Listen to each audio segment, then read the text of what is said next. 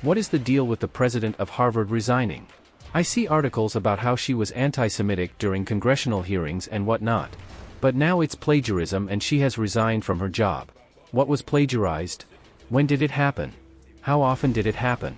How was this not caught before? Was the comments in Congress not enough to fire her? Answer: a lot of the details and motivations associated with this news relate to the individual opinions and motivations of various officials at Harvard, so there isn't a neat, single-sentence explanation that Claudine Gay resigned because of X. The gist of the situation is that colleges are hotbeds of protest, and following Hamas' attack on Israel on October 7, many colleges groups throughout the country engaged in anti-Israel demonstrations. Some of this conduct consisted of peaceful protests, but some of this conduct also included threats against Jews. Colleges are directly involved in lots of diversity-related initiatives, notably Title VI of the Civil Rights Act of 1964, which basically ties federal funding to providing a discrimination-free environment. Because of this connection between the government, colleges, and discrimination law, the presidents of several prominent universities were invited to testify before Congress. This included Claudine Gay.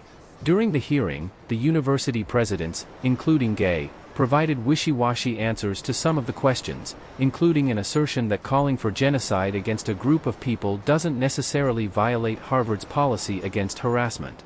This led to a lot of anger against these university presidents, protests from prominent donors to these schools, and increased scrutiny on these leaders.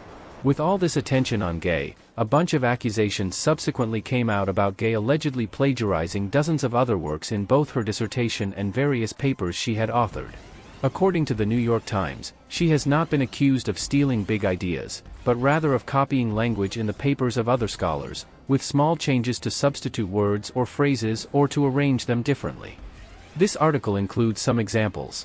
In other words, these weren't such egregious instances of plagiarism that it invalidates her work. However, the accusations were legitimate enough that she agreed to edit some of her papers. Given that colleges consider plagiarism to be such a serious problem that it can result in serious penalties for undergraduates, one could argue that it's a reasonable thing to expect a university president to avoid. In short, the plagiarism doesn't seem to have been that bad, but given that so many people at Harvard want her to leave following her congressional testimony, it provides an opportunity for Gay to step down in a somewhat professional, non-inflammatory manner.